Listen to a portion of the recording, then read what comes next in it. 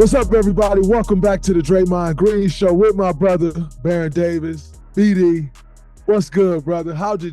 First off, tell me how you spent your opening NBA night. So I know I spent mine in a hotel room, but tell me how you spent yours. First off, crazy. I got a flat tire on the way to the Clipper game to open it. Into it, though. Bro, coming out of practice, one of the football coaches is like, yo, you got a flat tire. So I was late. I barely made it at the beginning of the Intuit Dome opening. Clippers lost to the Suns, but I have to say the Intuit Dome is some pretty amazing thing. You know what I mean? It's like it's so much shit going on, but it's beautiful. The inside is great. The screen is amazing. You need a face scan to go get your food. Oh, wow. Man, let's say, it's no line. There's no people serving you food. It's just all like food, like big vending machines, but it's like delicious and shit. Wait, there's no people working. Like no people. There are no people. No, like if you want a burger, you go get the burger off you put your face in, boop, door open. You go get the burger. You go get the sushi. You go get your drinks. And I had a homie. I seen one of my homies because I didn't do my face scan yet. So I was like, man, look, man, I can't get in. You know what I mean, man? Go. He was like, man, I got the face scan. Hey, bro, he was grabbing the stuff and he was walking out and he was asking the lady, am I cool? Am I cool? Like it's too good to be true for somebody from LA to just walk in somewhere, grab the food and be gone. But they got your face and they got your info. So you ain't even got to wait for it. Like you literally don't have to wait for nothing. You just stay in your seat the whole time. So everything is pretty much built, like Bomber said, everything is built so that you don't leave your seat at all, or very minimal. You will stay in your seat the whole time. If you go to the bathroom, it's probably you're not waiting. If you go to get food, it's like 3 minutes. You know what I mean? So it's like get your food, go back to the seat. Wow. And the bathrooms, how are the toilets? Well, I was in the suite, so I didn't see like the big bathroom with all the toilets. The suite we was in, like it was only like 2 stalls. Bomber made a big deal about the amount of toilets. That's it. I think it's for the general pop. Yeah, that's what I was like. Yo, I'm going to the bathroom in the suites. I'm about to see all these toilets. And it was like two stalls. Okay. I was like, yo, where's the magic? I have my kids with me. We was excited. But they had like AR, they got a whole courtyard, man. It's like a basketball experience. All the LA basketball jerseys from every high school. I mean, Bomber did it right. Wow. Bomber did it right. And I would have been hyped like he was too. You know what I mean? Absolutely. If I was open enough there. He was so hyped, bro. You know how usually people are like, yo, like, Bomber hype. Hey, bro, I was up. I was hyped too. I was like, yo, y'all not feeling this? Y'all ain't messing with Snoop and Death Row. That's how I was feeling. That's fire, man. With Bomber. Bomber is one of the owners in the league that he really poured into that team, man. And you can tell he want to win now. Will that happen is, you got to figure that out. But he want to win, and he doing stuff to show that he putting his pockets, where it's, we're putting his pockets where his mouth is, or however the saying go. He doing it. So got to give him a lot of credit, man. Give him a lot of credit. Yeah, big up to Bomber, man. He putting everything that he putting all his passion and his love into that team, man. You can't be mad at nobody. You know what I mean? You just gotta it make you support because he like, yo, I'm going to make the Clippers an LA team, and we're gonna have our own legacy, our own arena, and bro, that's crazy for the Clippers. That's crazy. It's very hard to do, man. You think about the Lakers worldwide is like a big ass deal, worldwide that Los Angeles Lakers is. So in the city that they're in, as you know, being from there, they're a really, really, really, really, really big deal. And so, tattoos. Originally I thought Ballmer, when he bought the Clippers, he was going to move them to Seattle. So I'm like, man, it's the Clippers in LA. It's just not really a thing. And I will say he's doing his best to make it a thing now. That's the thing now. The arena helps. And you got people that's going to jump on the bandwagon because it's a nice arena and the tickets are more are more affordable than the Lakers tickets. You know what I'm saying? So you're gonna have a lot of people in LA that's like, oh, I'm going to the Clippers game. They're gonna be giving them seats away in there. No way. No, I'm just saying that's it's the Lakers, man. That's tough to compete with, but Ballmer is doing his best. And listen, he might get it done. You excited that he got all the high school LA jerseys up, so maybe it's working. Nah, I mean, I see mine for my kids take a picture. I got two of them up there. But I think for the first time you actually went to a Clipper game and you didn't have to deal with no Lakers. No Laker nothing. Yeah.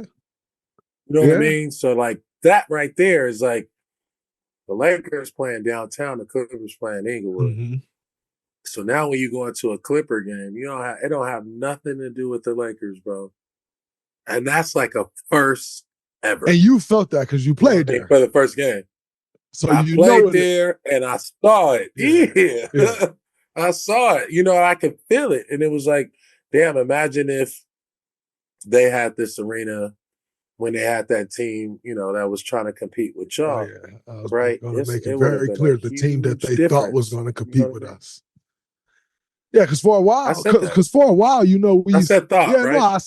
I said I'm happy you said that because I was going to make it very clear that the team that was supposed to be, but no, originally when we first started playing against them, man, we would be playing them in Staples at the time, and you look up and the Lakers banners was hanging, and Doc eventually ended up having them cover them with big posters of DJ and Blake and CP and JJ. Yeah. But the Lakers banners was up there. And me, I just tell them man, y'all ain't got no banners up there, man. Shut up.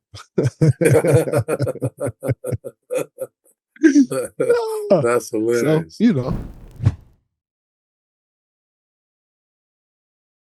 DraftKings is offering $1 million a day in bonus bets for the first 10 days of the NBA season. That's $10 million in bonus bets. Here's how to shoot your shot. Opt in, get a daily NBA profit boost token. You pick a pregame NBA player prop to boost.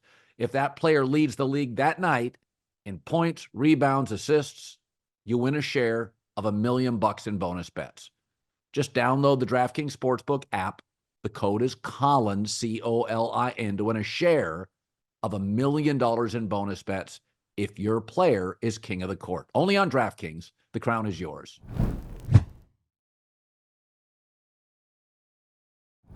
All right, man. So,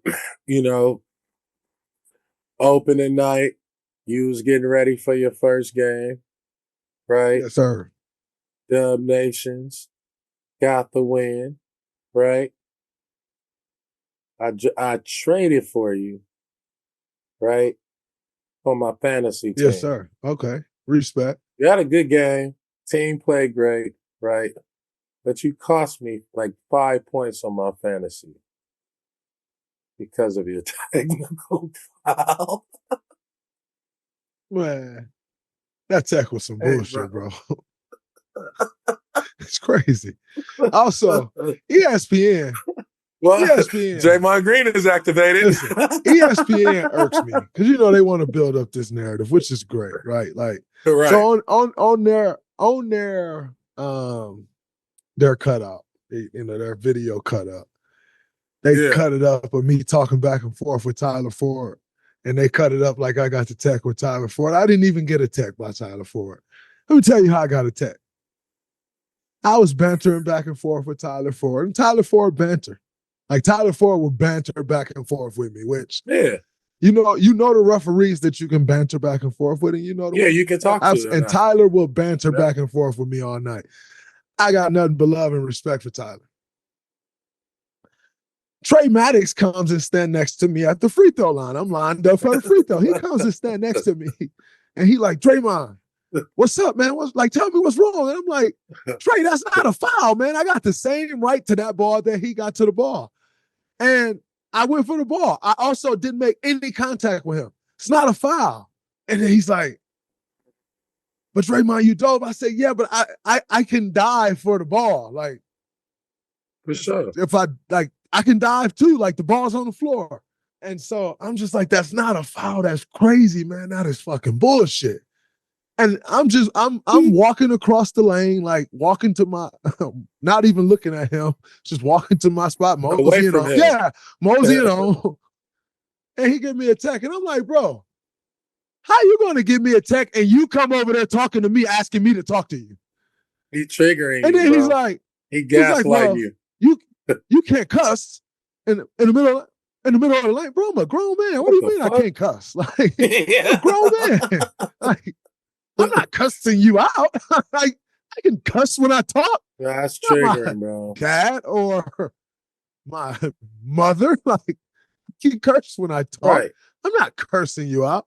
And so I apologize for the technical BD, man. That was crazy. However, ESPN want to chop it up and act like, oh, he got a tech for going crazy over there in that situation. Stop it. And then, everybody's making a thing about Steve Kerr, right? Like, they were like, oh, Steve Kerr called the timeout. What was Steve Kerr saying?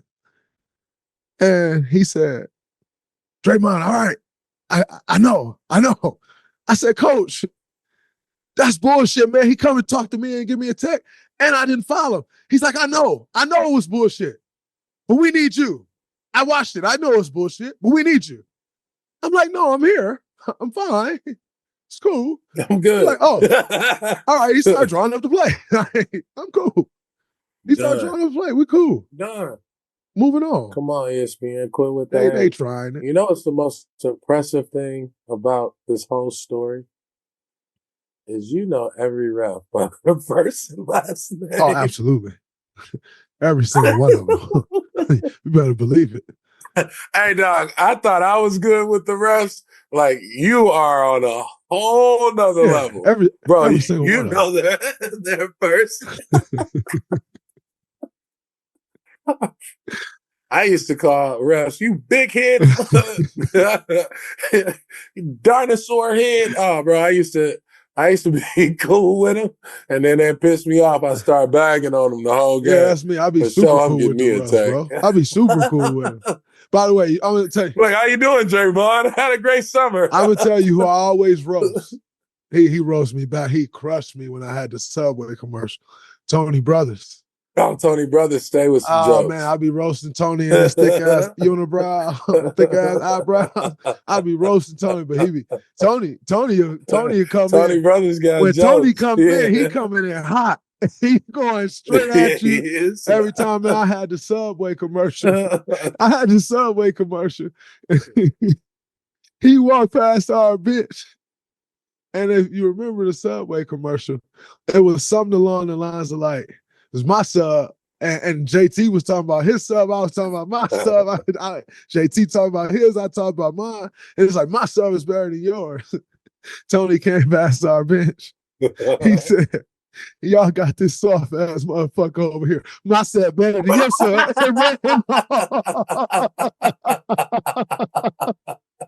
Oh, man. I rock with Tony Brothers, man. No, but I actually don't. I actually got a really good relationship with most of the referees.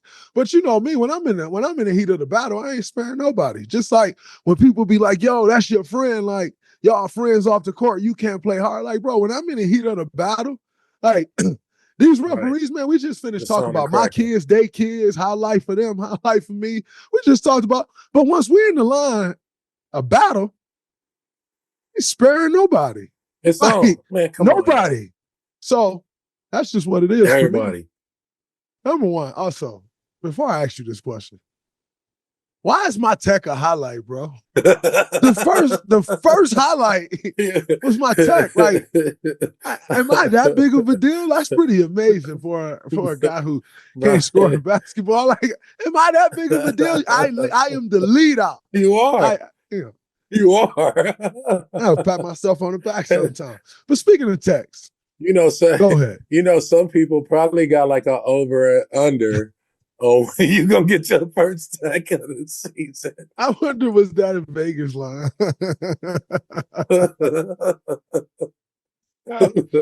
That's incredible, dude. I wonder if it was a Vegas line. That was like, Draymond is here. He got the tech. It's go time. We here. But I blame the ref for that. You should get your money back because it sounded like he was gaslighting. He was for sure, but it's cool.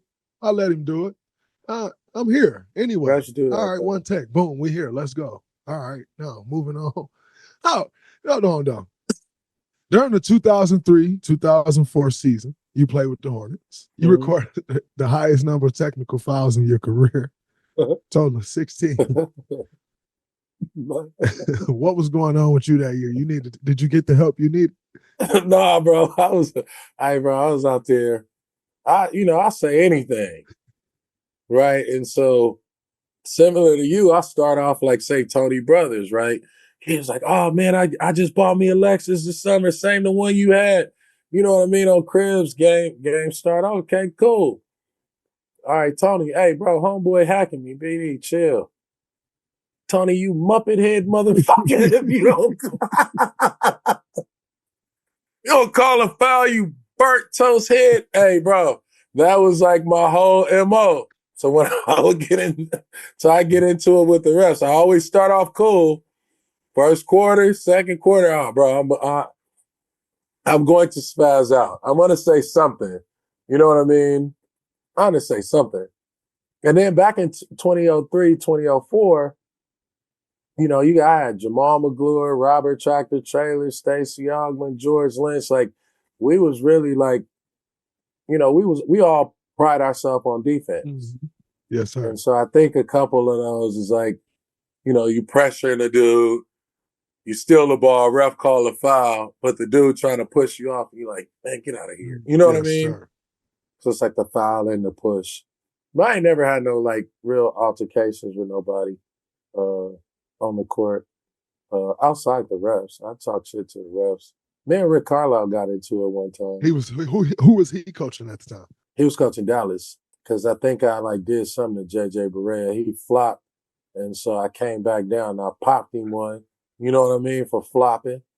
And Rick Carlisle was talking shit. And I was like, man, Rick, come on, man. Like, I give you my number. We go to lunch. I'll take you to lunch, bro. All the tough shit. We go have a conversation at lunch. And after that, man, Rick Carlisle been cool. Shout out to Rick Carlisle. He tough, though. He was talking shit. Oh, y'all passed it up. I'd have folded him, Rick was about to whoop your ass. I'd have folded him.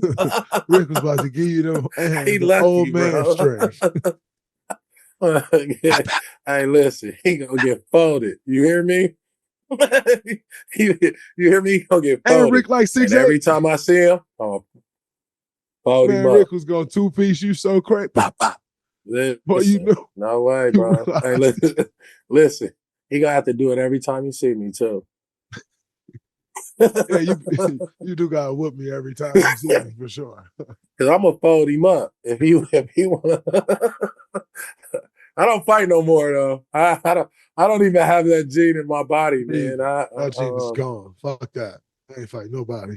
I just figure words can hurt people. I ain't fighting nobody. So listen, to those out there, fight nobody, bro. Those out there in NBA land, if I talk shit to you this year, which I will, just know I'm not fighting you. We ain't trying to. I might even say like, yo, I'll fight you. Like, I'm not fighting you. Like, I ain't got. It's not no happening. Fights. I don't want to fight. I don't even want to act like I'm going to fight. I'm done. Nah, man. Oh, I'm done. This is it's done. It's over. I had enough. You got words. Hey, bro, you got words. I got bars, too. You got some ill. Hey, bro, you got some ill words for you. Got some ill words. I'm going to use it. You know what I mean? Adam, tell him. Adam, I've had enough. I tell him, Adam, I'm done. Ain't no fighting for me. This is you can have it. No, you heard, and I hope all the refs is hearing this too, because Draymond know all y'all by y'all name. So address this man as Draymond Green, right? No triggers, no gaslighting. Thank you. We're going to have less than 16 technical fouls this year. I'm going to have less than 10 technical fouls this year. I might even make a decision and keep it even less than 8. But I got to make a conscious decision. I don't really know if I want to keep it at 8. Bro, yeah, but I'm going to definitely have less than 10. Wait, how many before you get suspended? How many you get? 16. Oh, shit.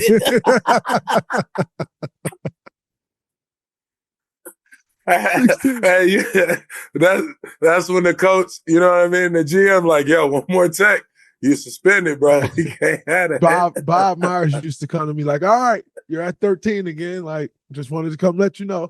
Totally fine, Bob. I got 2 more to play with. I'm going to get to 15. I'm done. Damn, dude, I didn't know I had 16. I told you I'm baby Draymond, dog. Yeah, that's crazy. 16 texts. Wow. I think I've had 16 texts maybe once in my career, possibly. I keep telling y'all, man, I saw Joel Embiid has way more flagrant fouls than me and way less games played. Facts. And I'm the bad guy. Just like you, 16 texts. See, they be hoodwinking these people, man. They got these people thinking it's me. You people are hoodwinked. Right. This man got 16 texts. I may have 16 texts in the season once, maybe, but I'm not certain. Twice. Damn. No, 18 and 19. I didn't. That's not accurate. Damn. I didn't get suspended for a game. Yeah, I ain't get suspended for a game, so that can't be accurate. Damn, dude. You know what Richard Jefferson told me? Richard Jefferson told me this when I was a rookie. Because, man, I was making $800,000, and take it with a grain of salt, people. I know $800,000 is a lot, but after taxes, I took home about $380,000, and my agent has stole money from me my rookie year. Now, I had 2 agents. One of them didn't, and I'm still super close with him today. But the other one, the head agent at the time, he stole. So on top of that, plus when I first got out of college, I couldn't afford a car because I had no money and I was a second-round pick. So I had to rent a car from Enterprise. The Warriors was able to get Enterprise to rent me a car like on loan, but then it was like a $20,000 bill, but I ain't had no money to pay that either, and I ain't had no money to buy a car. So also the $20,000 Enterprise bill and furniture and stuff. Needless to say, all of that, I didn't have much money. Rent and the Bay is tough. Then I had to buy a car after I paid the $20,000. I didn't have no money, needless to say. I said all of that to say, man, I got those first couple texts. I was sick to my stomach. I'm like, golly, man, that $2,000 is going to crush me, man.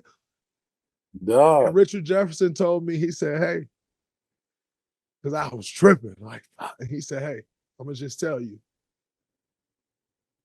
You can count those little 2,000s right now, and you can stress yourself out over them. But I'm going to tell you, if you're going to make it in this league, you're going to have to be a guy that teeters that line and get texts and stuff. And when and RJ told me that my rookie year, it fucked me up. But he was right. He was right. And so I was straight. No, shout out to RJ, man. RJ was a great vet. Shout out to RJ. Great vet, one of my vets. Looking like a Mr. Planet.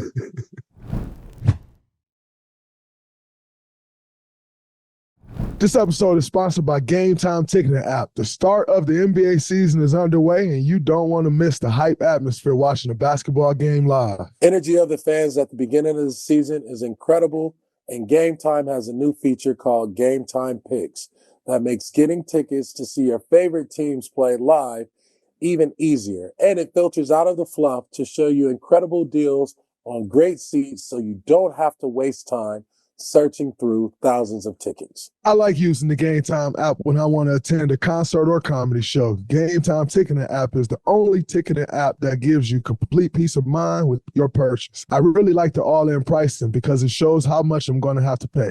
I'm looking at the Game Time app right now, and it's easy to find different tickets and different price points. The NBA season is beginning, and I know your favorite team is going to need your support. Take the guesswork out of buying tickets with Game Time Picks. Download the Game Time app, Create an account and use code GREEN for $20 off your first purchase.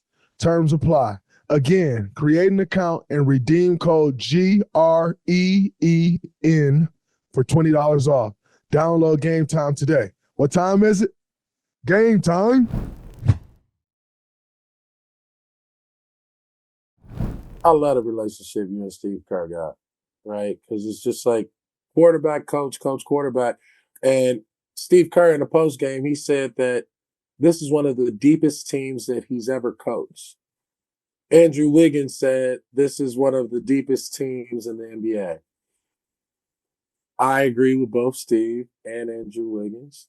What makes this Warriors squad so potent and so versatile in your opinion? I think number one, Mike has done an incredible job of building this roster out in a summer where it was like, oh man, it's a bleak summer.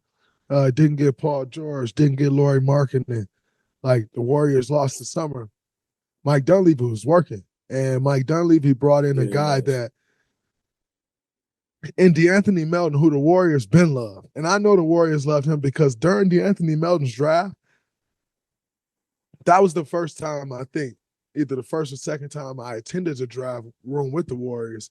And when I did at that time, I was in there for like a week or two leading up to the draft, workouts, meetings, all of that. And I remember Kirk, Latham, they were like,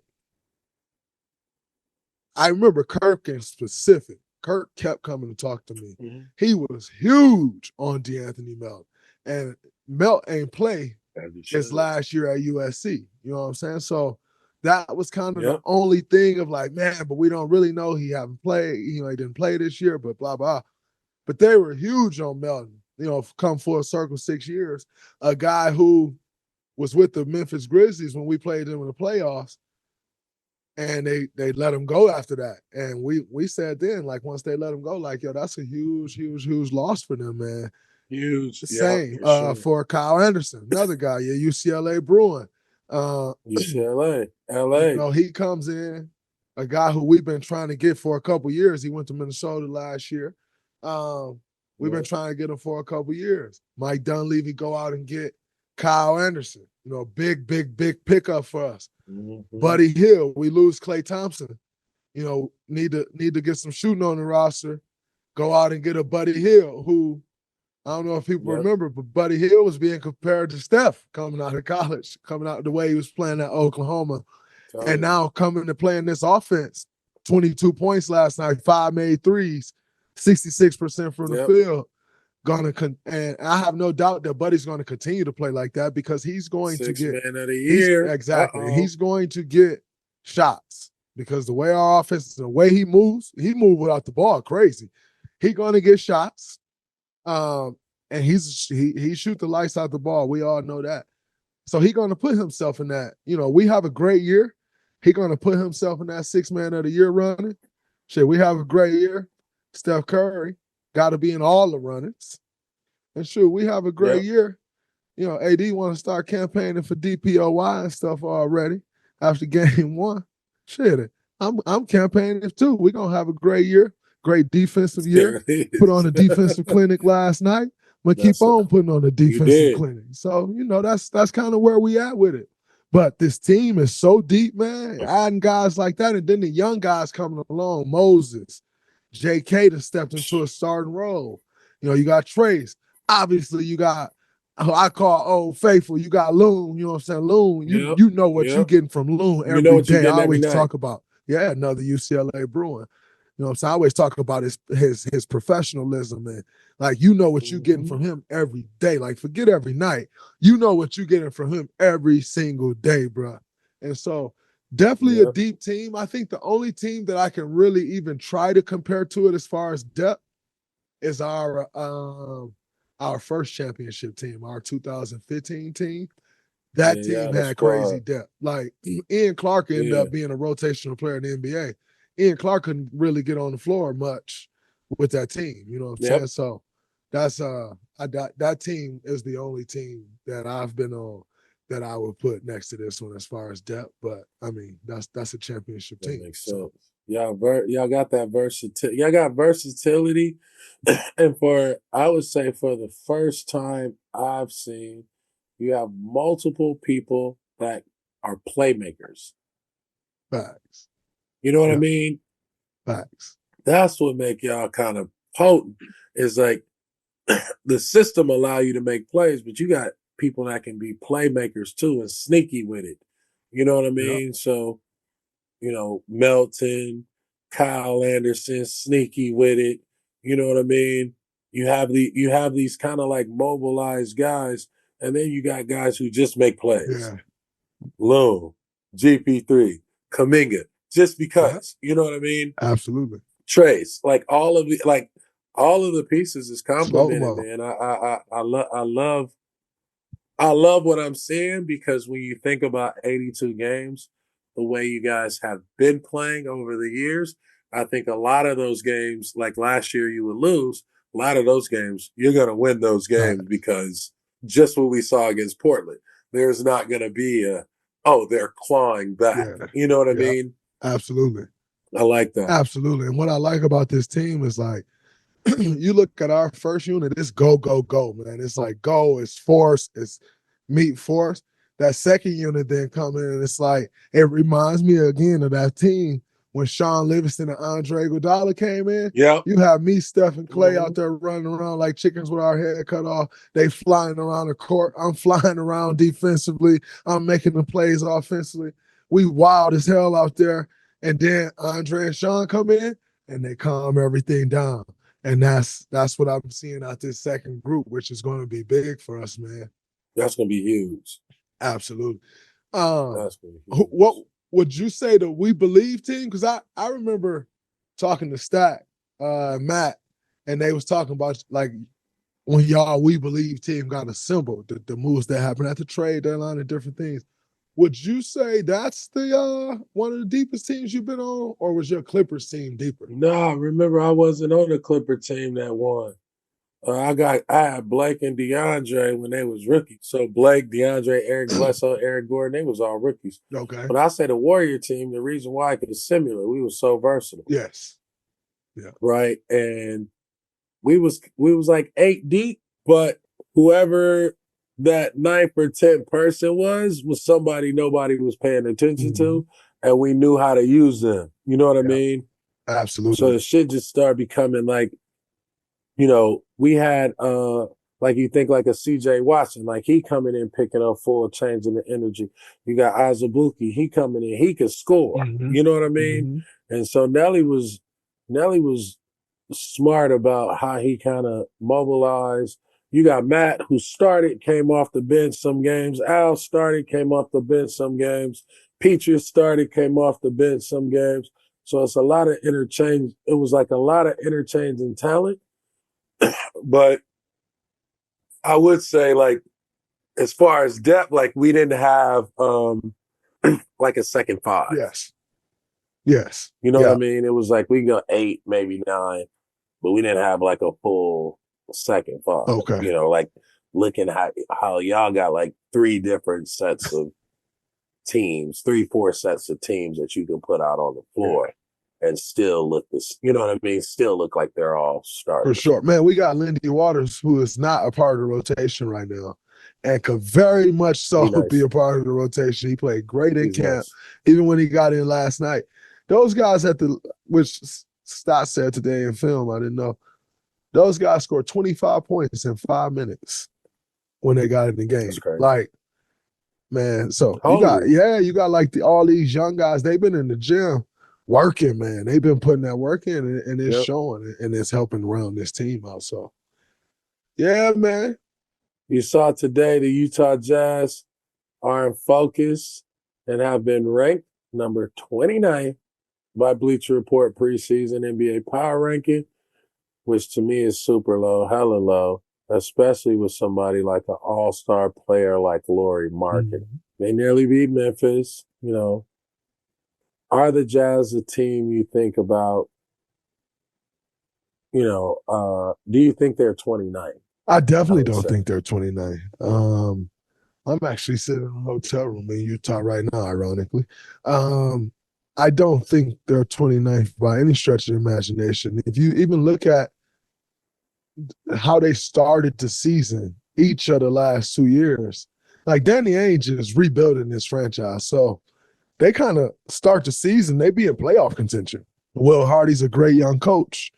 Lord Markkinen has come into his own. They obviously got Jordan Clarkson over there who can fill it up. You know, they got guys who can play. John Collins. John Collins. Like, they got guys that can play. And so I think for them to be at 29th, like, are they worse than the Wizards? Are they worse than the Pistons? Hell no. I'll go even a step further. Are they worse than the Bulls? I think not. I don't think they're worse. Are they worse than the Brooklyn Nets? I think not. So that right there already puts them in 25th for me. I think 29th is crazy, but that's crazy. You know, I heard they got, especially with an all-star. Yeah, and I heard they got Detroit ranked above them. Like, come on, what are we talking about? That is diabolical. Come on. Like, and I'm from Michigan, and I'm rooting for Detroit. Luke Walls is assistant coach there now. My guy Jared Jack, who's my vet, my OG vet. I'm rooting for the Pistons. Yeah, I'm rooting for the Pistons too, bro. But man, I saw them play us in preseason. Boy, Pistons do well. The state is great when the Pistons are doing well, man. It's been a long time. Yeah, we got to get the Pistons. I would say the Pistons are better than the Wizards, though. For sure. For sure. Because JP, like he did tonight, JP can get cooking. Kuz can get cooking. Who else they got? Let me see. The Pistons, I think when Jordan Poole be hooping, he don't really know what the score is, bro. So he, at the end of the game, I don't really think he knows if they won or lost. It's more so like, damn, I have 40 tonight. They like, yo, we won. It's like, yeah, I got 40 on these fools. You know what I mean? Can you blame him? I don't think he knows the score. Can you blame him? I think when the game is done, you can't blame him. That's my dog, you too. Can't blame him. That's my dog. He be in the game. He be in the game to do one thing, bro. That's get busy. You know? What else you gonna do there? Like, they ain't winning no games. Hey, you know there. that dude that come to the club just to dance? You know what I mean? That nigga danced. He'll dance to every song. Then he out. Yeah, that's our boy Poole. I mean, he gonna get busy. As he should, though. Like, you and can't. Then he may look up at the clock and be like, yo, we down 20, it's 8 minutes. I can get some more points. My fault, Shay. You know I love you, Poole, baby. But that dude ain't paying attention to the score. It's hard to fault someone in that position. In Washington, it's hard to fault somebody that. Hey, bro, go get some money. Yeah, it's hard to fault somebody playing like that. Go get the money.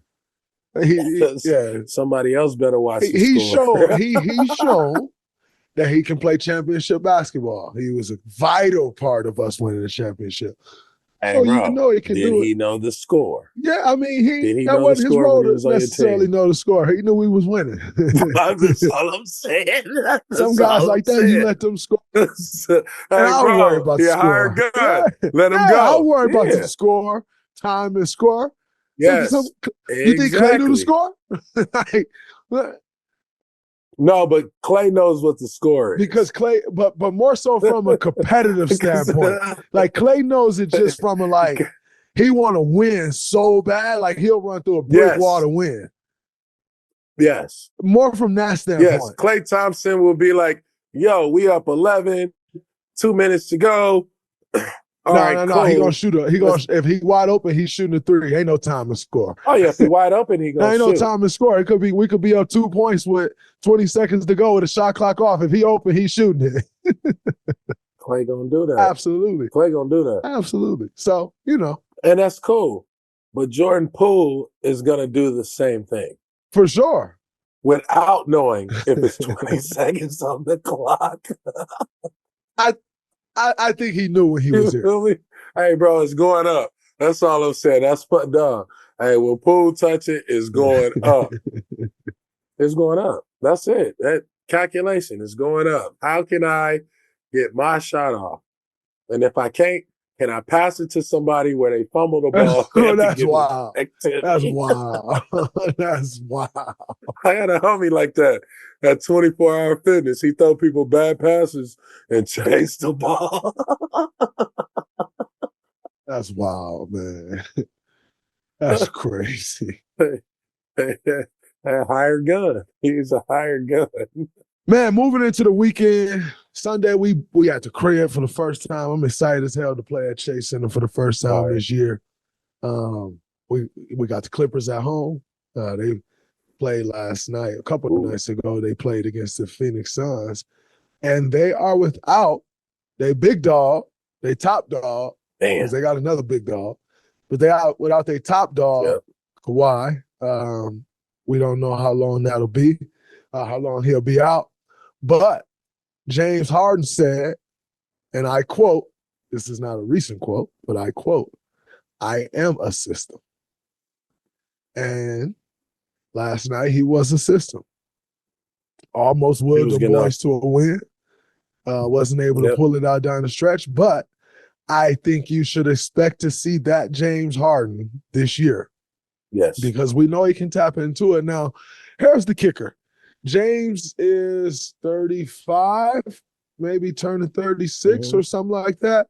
Like, he can't do it night in and night out like he did when he was in Houston. Nobody can. Like, once you get to that age, to do that thing night in and night out every single night at the usage rate that James have when he cooking like that, man, don't try to make it he ain't in shape. Like, no. That brother has played a lot of basketball and is getting older. Nobody's who's getting older. Like, when you're getting older, you see the superstars still playing at a superstar level, but you better believe they know how to pick and choose their spots. Like, they ain't just balls to the wall every time like they used to be. And so I think you're going to see that James Harden this year. I agree. I think in order for the Clippers to be successful this year, you have to go to James Harden's system of basketball, right? Yep. You're going to get a shot on, right?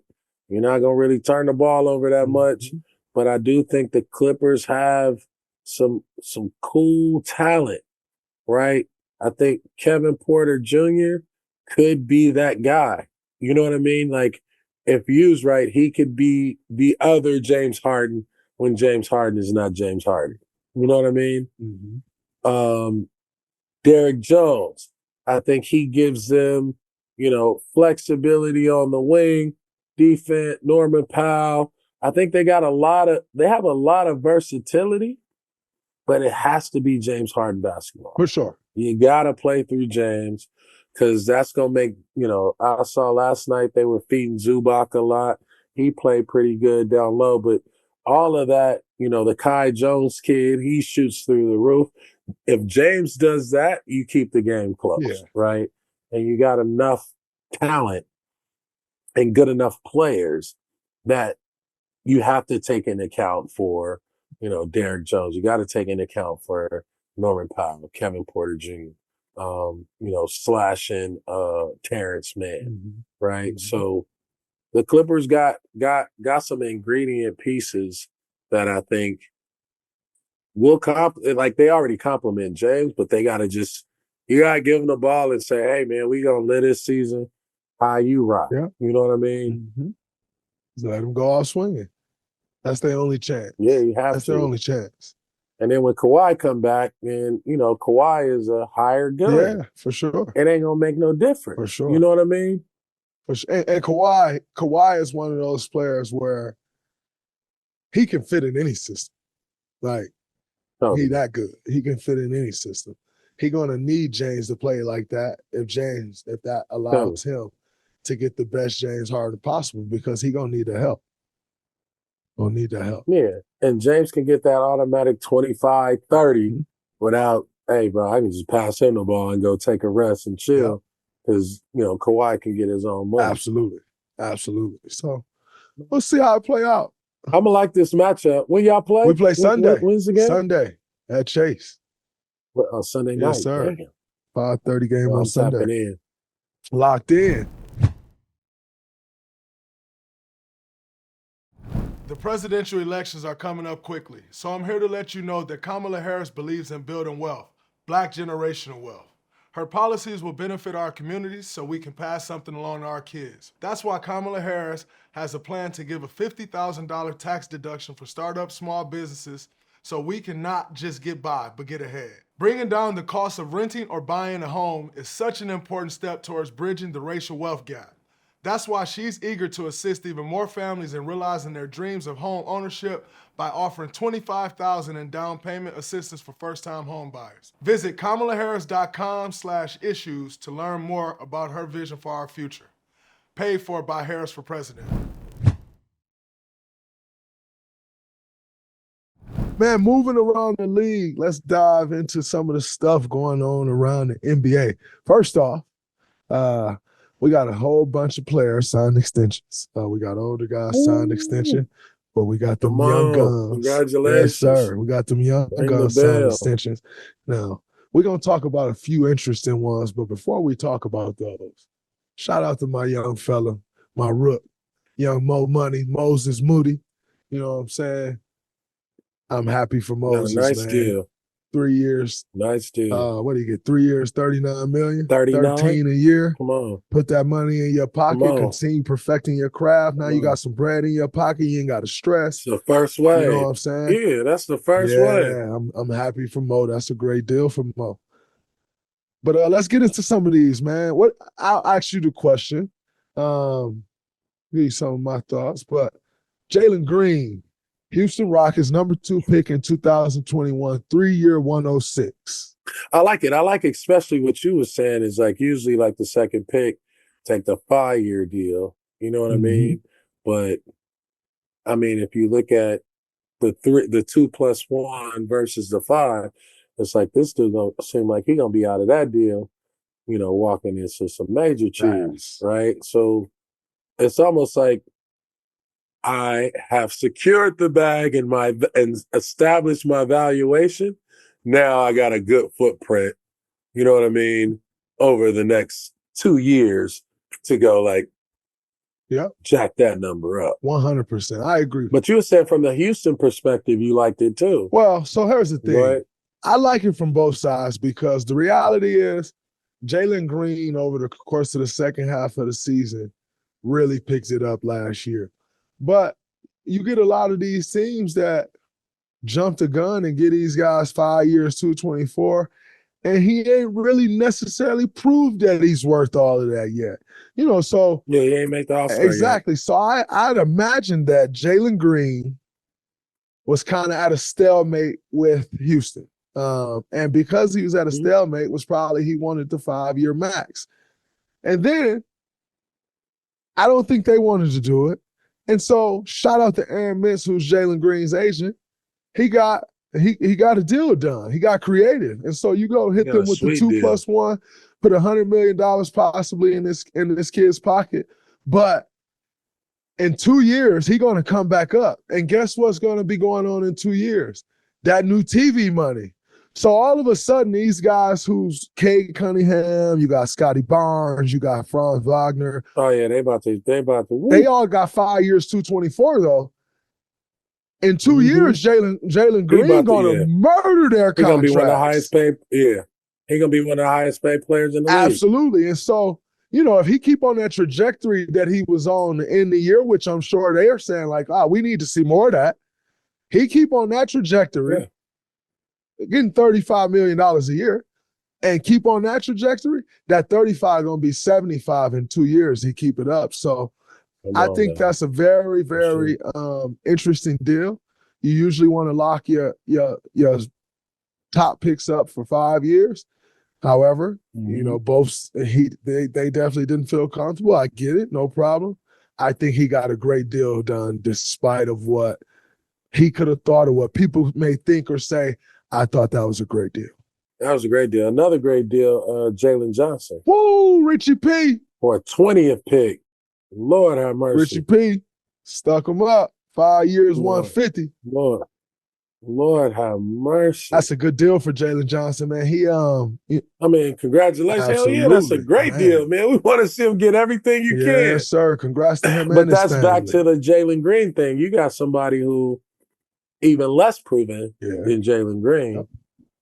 You know what I mean? But when you look at his talent, his upside, and you know what he can do, I mean, at this rate in this market, like, you gotta lock a young dude up like that 100%, 1,000%. So because he can go. I thought that was a great can deal go. for Jalen Johnson. You know, it doesn't stranglehold your team. It's 30 a year, but it's good money in his pocket. Allow him to continue proving himself. I think that I really like that one. And then another one that really caught my attention, and I think is well deserved. I think he's going to outplay this deal, believe it or not. But Trey Murphy, 4 years, 112. Oh, hell yeah. I think that is a very good deal for him, man. And like I said, I think he ultimately, depending on, because there's a log jam also at that position for the Pelicans. So depending on where he end up falling in that log jam, which he's elite, he shoot the lights out the ball, athletic, can defend. I think he'll ultimately outplay that deal, but I think that's a great deal for him as well. That's a great deal for him, man. That's a great deal. Other notable players who signed, obviously, Kay Cunningham, 5 years, 224. You talked about Evan Mobley, 5 years, 224. Scotty Barnes, Franz Wagner, and then Jalen Suggs, 5 years, $150 million for the Orlando Magic. Yeah. You know, this 2021 class, you know, I gotta say, man, they getting the bread up. You know, you look at those first, 10 picks, 20 picks, it's all over the place for one. You know what I mean? But I think when you look at this class, it's like super talented, anything can happen, right? Players who didn't. Josh Giddey, Jonathan Kuminga. Thoughts on Jonathan Kuminga? I think JK, if I was his representation, the moment I saw that deal come across with Jalen Green, I would have been calling the Warriors back like, yo, what about something like this? Because when you go into this, and by the way, I think JK is going to be totally fine. I think he's going to have a big year, so he'll be A-okay. But I know the pressure, as you do, going in the season and not having an extension done and having to play that year out. That's stressful.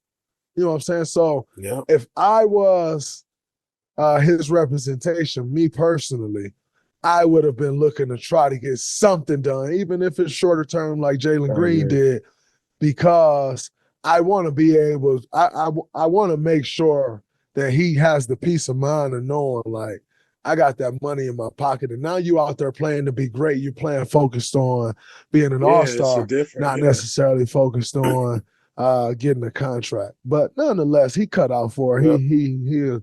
He's a tough kid. He believes in himself, very, very strong will. So I think he'll be fine. Yeah, I like his belief in himself. Yeah. Right? It's like, man, I'm going to bet on myself. I think he has the talent when you look at, the 8th pick, 4th pick, the 5th pick, the 20th pick. He's going to get somewhere around that. 1,000%. So he should be pretty good, pretty fine. But I also think the fact that him not getting that coming into a season like this creates a fucking terror in this young man. 1,000%. You know what I mean? Like, I'd be afraid for other teams knowing that, and other players in my class, like, okay, when we match up against him, he got this. Oh, yeah, I'm going to have to go prove myself. You know what I mean? And it's not like pressure.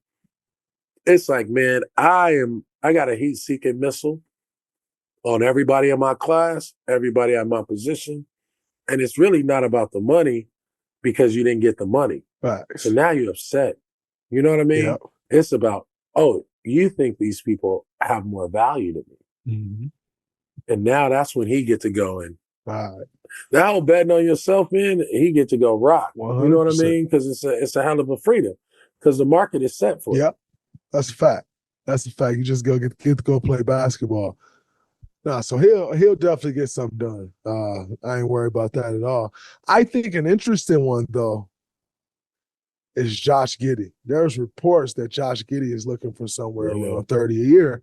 Now that number 30 is interesting because when he was on the floor last night, they were almost a minus 30. And when he was off the floor, they played better. So he could get moved though. Yeah. He don't fit in Chicago. I don't think he gonna really fit in Chicago, especially if Lonzo come back and Lonzo start feeling good. You got the young kid, the rookie, Matisse, right? Yeah. So if I'm Chicago, I'm trying to move him, get some pieces, especially somebody like that asking for 30. You know what I mean? I'm gonna have to pass on that. You know what I mean? I'm gonna have to pass that off to somebody. But I definitely think Giddey is somebody who's worth, somewhere in this value of everyone been drafted in 2021. Yeah, got to be the right fit though. But 30, I wouldn't do that if I'm Chicago. Not seeing, if I'm rebuilding, then that's, you got to think about long-term value, short-term value, and rebuilding value. Danny Ainge is one of the best at it. Yes, he is. You know what I mean? And Sam Presti. Sam Presti is really good at it as well. He's a killer. Yeah, no, he's for sure. He is for sure. All the OGs, the retired dudes, they've been chiming out in the media. Our boy Joel Embiid is sitting out backs to back and has made a lot of people upset, bro. He's like, no more backs to back, no more back to backs for the rest of my career. That was a strong statement, man. And Chuck is upset, and KG is upset. Hey, Chuck said, "We ain't still workers. Charles Barkley is we tight. Play maybe 4 nights a week, but we're not working in the steel factory." For real. Listen, man, man, it's tough. Here's the thing. You know what I mean? I think what Chuck has to understand is Joel has a very bad knee, and he kind of don't want to be Kenny when he done. And so you kind of got to take that into. You don't want them doll legs. You kind of got to take that into it. Hey, Kenny, I love you, man. It's all love, brother. We love you, Kenny. We know you got them stuffed animal legs. But, Joel has a very, very, very bad knee. Now, in saying that, here's what I would say to Joel. I think you should play as many games as you can play. And I think you should average as many points as you can average. And I think you should chase as many individual awards as you can chase. Because since the talk of winning a championship these days are more spoke about than ever. And so you got a guy like Joel who gets great stats, who almost starts to shy away from it because people talk so much about a championship. Like Joel last year scored 60-some points or 70 points in a regular season game. And after the game, during this press conference, I was watching, or not even, it's the interview on the court. He was like, yeah, the 70 is great, the 60 is great, but it don't mean nothing without the ring. And I'm just like, what? Like, no, what? Joel, like you just had 70 points in the regular season. Who gives a fuck about a ring, man? That ain't happening till June, brother. Like, it's cool to have these numbers that you just had. And like, that's great. Like, enjoy that. And so I hear him start to talk about it more and more and more. And my thing to him is, you may never win one. Like, the hope is to win one. And I'm not saying he can't win one. But what I'm saying is you may never win one.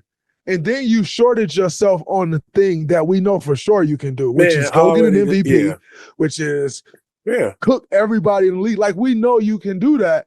And so to sit out saying, I'm trying to maximize everything so I can get the championship at the end, but also getting the championship at the end, you got to know how to win a championship.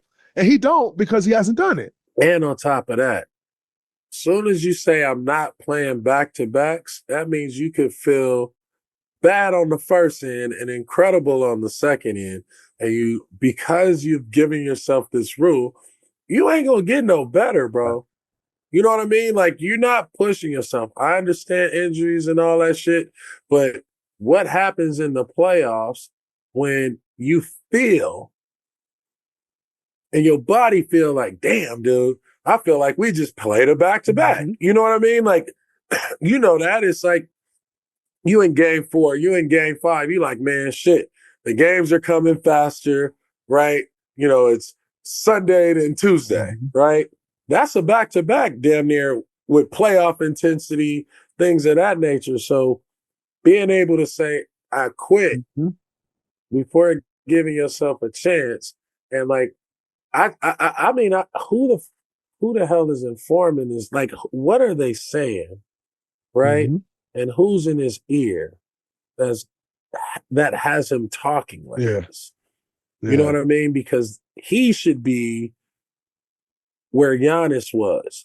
I need to be the number 1 team in the league. If we can be number 1 team in the league, we can put ourselves in championship contention, right?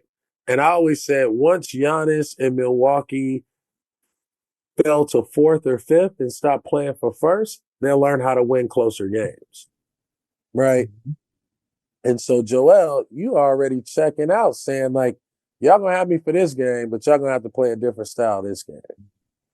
You'll never find that consistency. That's true. You'll never find the chemistry.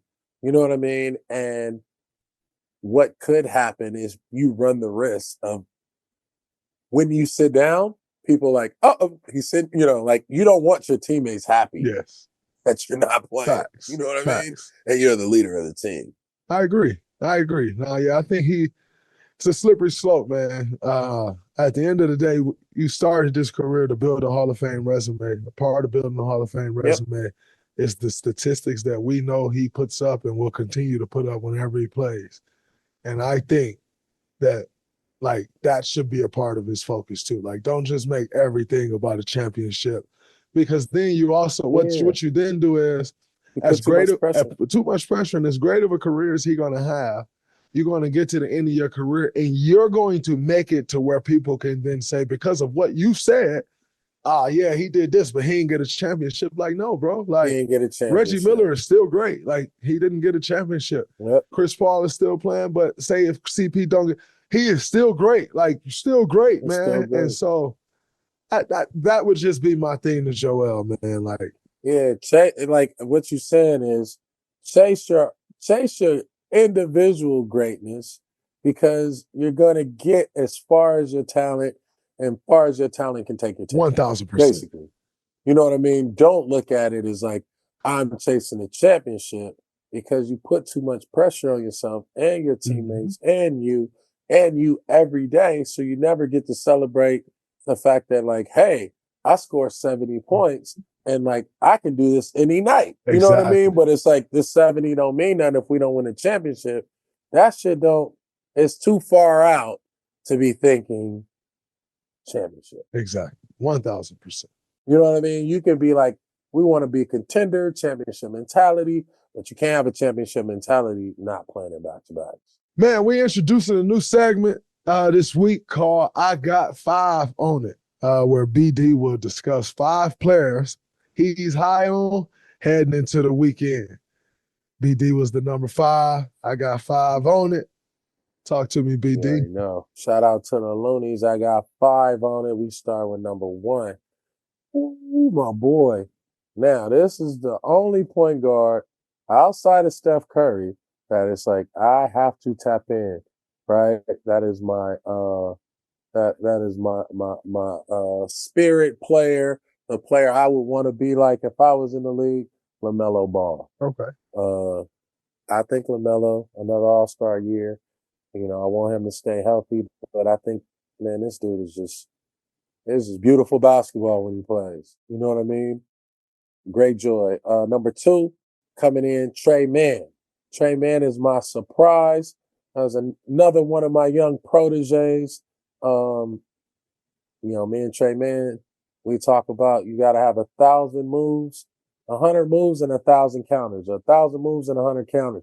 So it looked like he getting off to a great start. Jalen Green, we talked about him the year that he can have coming off the tail end of last year, with more responsibility in Houston, with a young team.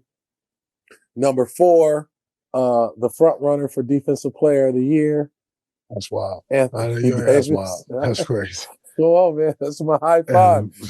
AD.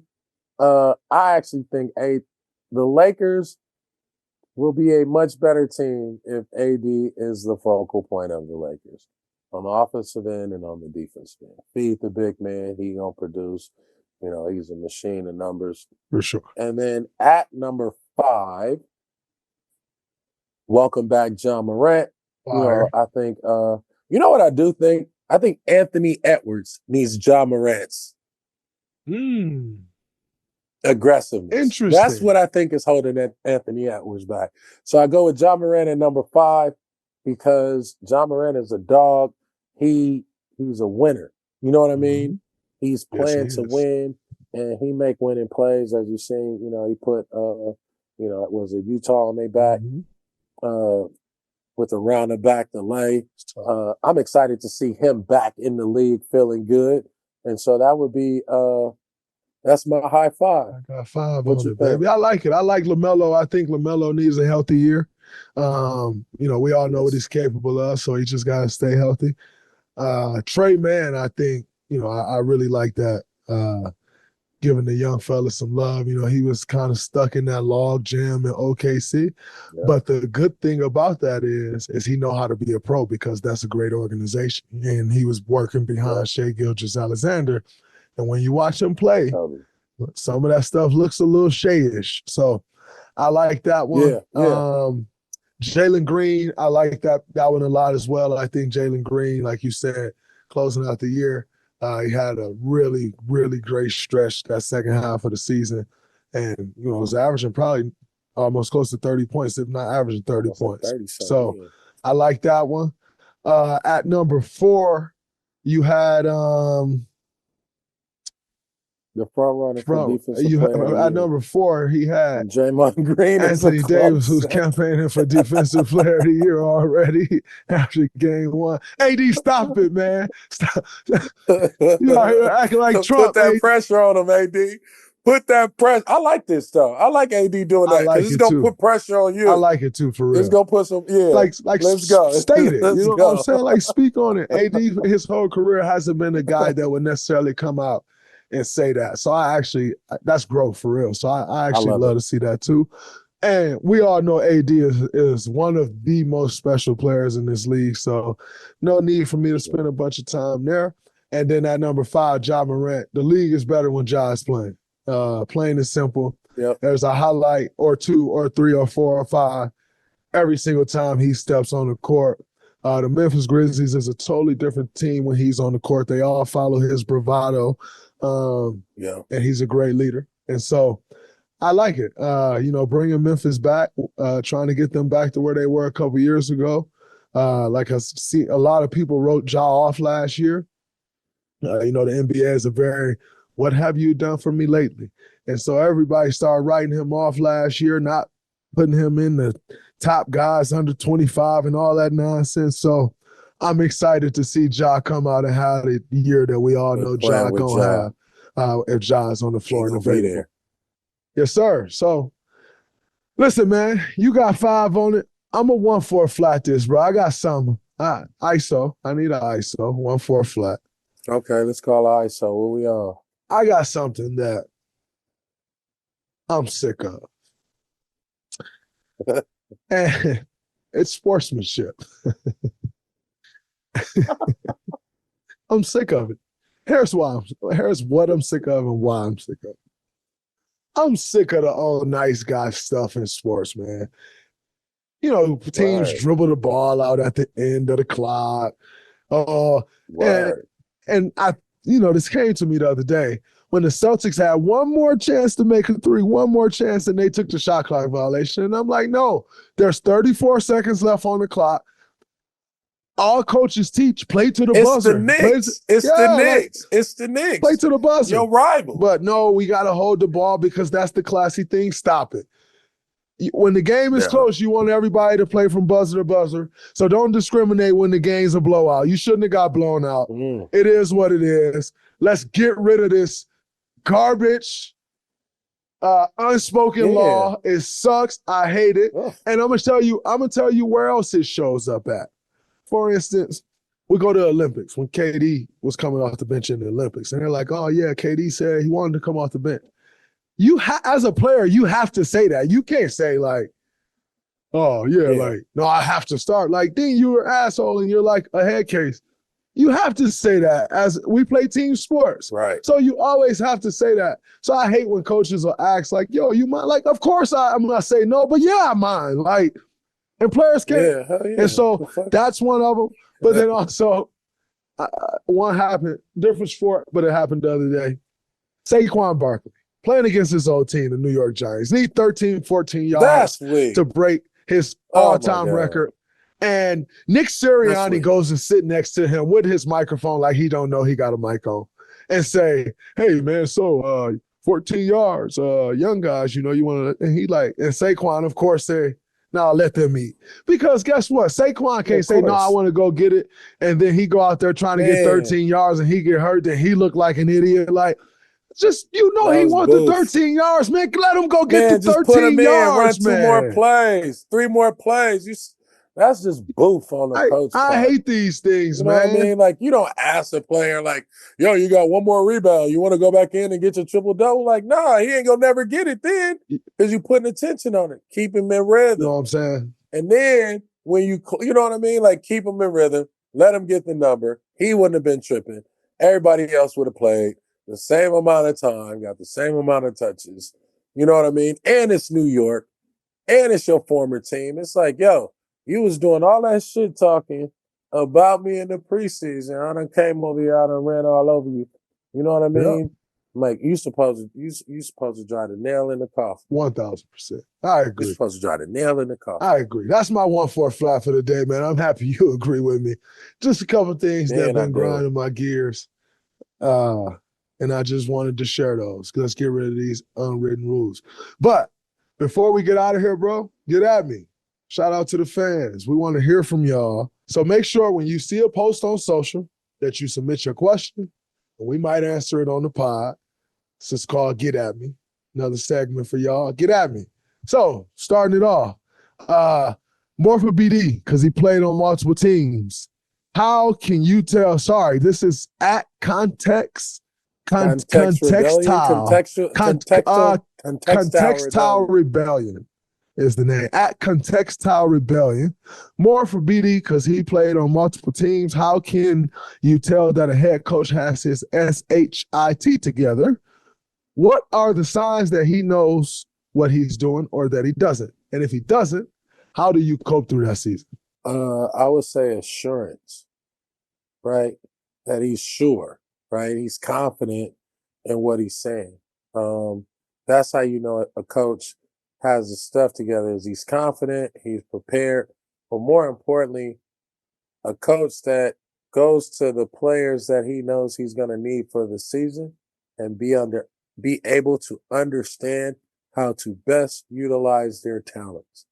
You know what I mean? And so a great coach is going to recognize you for where you are, and they're going to ask you for 1 or 2 or 3 things, right, that they can get more from you that should be beneficial to the team. And so that's really the way I look at, a good coach. Like, I've not had that many great coaches.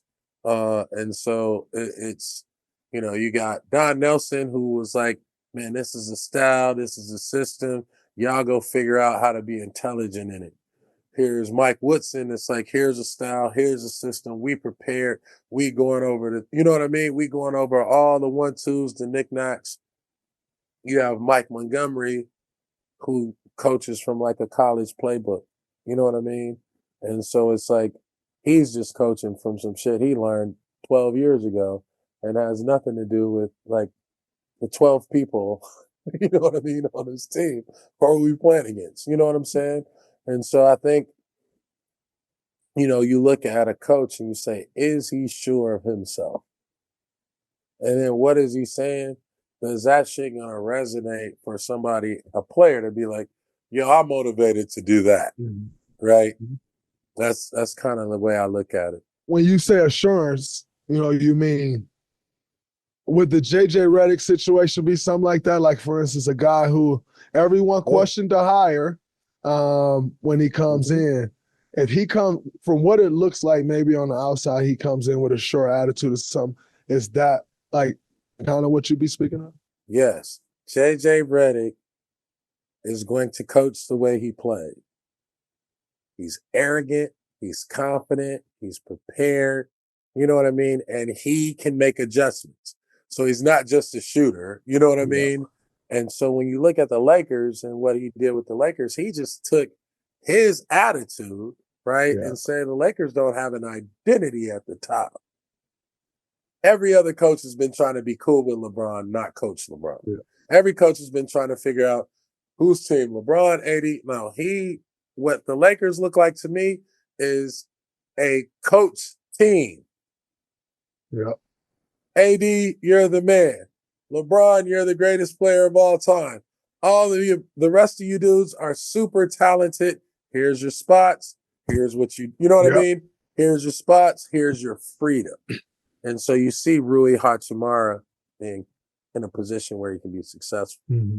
Right. And so I always say, like, I'm so excited about JJ Redick because former players, right, that are in tune to the game are going to basically bring their personality and their expertise to, any team. It's confidence. Look at that man. At Anachana Chuna, whatever that is, 963, to Draymond, what was your welcome to the league moment? Oh, man, I had a couple welcome to the league moments.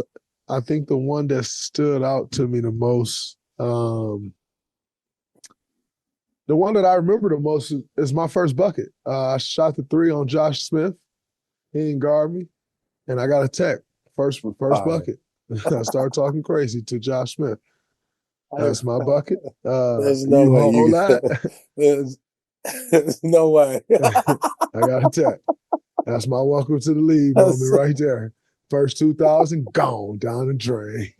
Just like that. There's no way.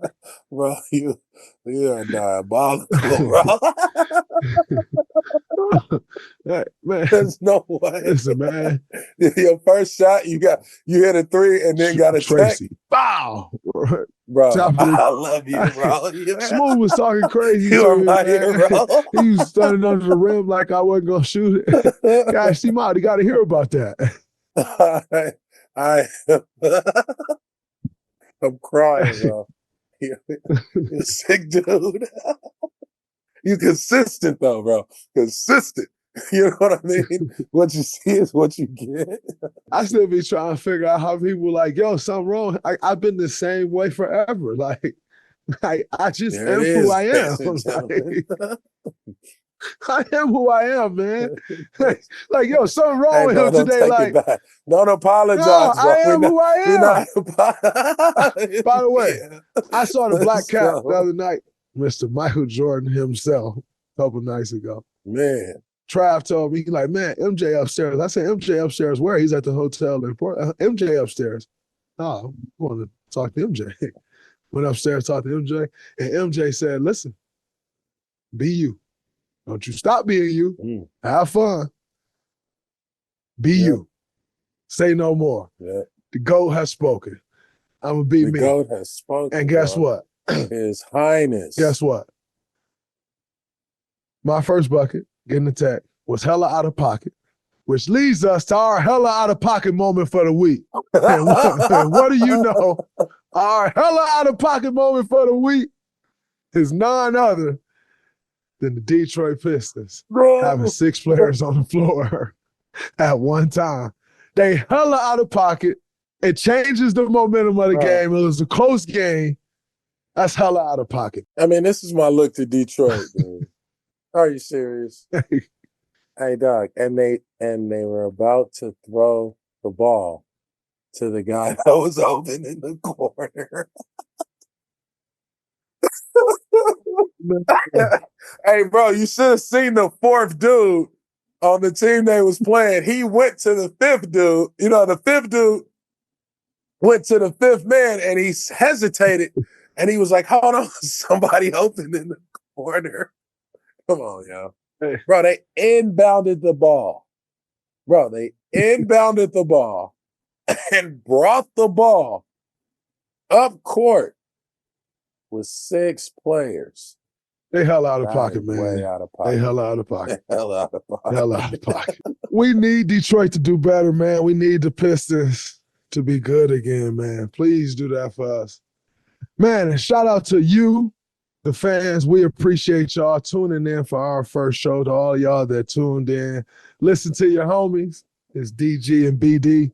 Y'all listened to us earlier this week. We appreciate y'all. Please stay tuning in and tell a friend to tell a friend to tell a friend. Come lock in. Till next time, that's a wrap. The Draymond Green Show. MBD. We out.